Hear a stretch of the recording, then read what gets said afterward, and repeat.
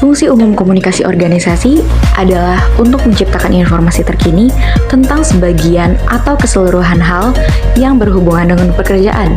Terkadang, komunikasi adalah proses pemberian informasi mengenai bagaimana seseorang atau sekelompok orang harus mengerjakan tugas tertentu.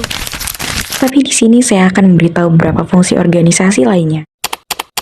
Fungsi pertama adalah sebagai informasi. Fungsi ini berfokus pada penyebaran informasi penting kepada seluruh anggota organisasi.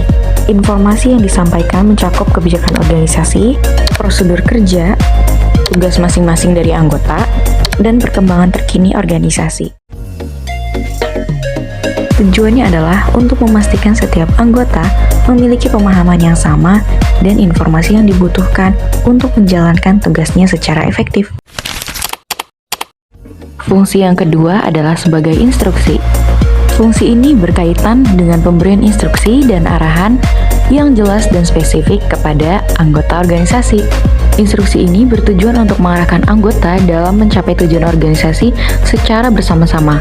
Kejelasan instruksi sangat penting untuk menghindari kesalahpahaman dan memastikan efisiensi kerja. Fungsi yang ketiga adalah motivasi. Fungsi ini menekankan pentingnya memotivasi dan menginspirasi anggota organisasi. Motivasi yang baik akan mendorong anggota untuk memberikan kinerja terbaik mereka.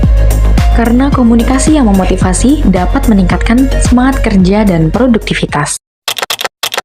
Fungsi yang keempat yaitu integrasi. Fungsi ini berfokus pada pengintegrasian berbagai bagian atau departemen dalam organisasi. Komunikasi yang efektif memastikan koordinasi yang baik antar bagian sehingga tercipta sinergi dan efisiensi kerja. Dan fungsi yang terakhir adalah kontrol.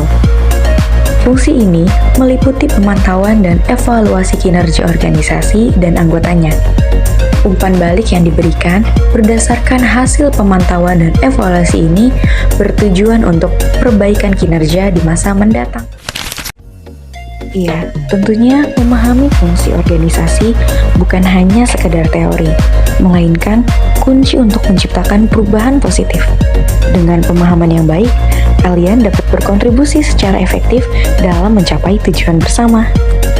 Teruslah belajar dan berinovasi. Terima kasih telah menonton dan sampai jumpa.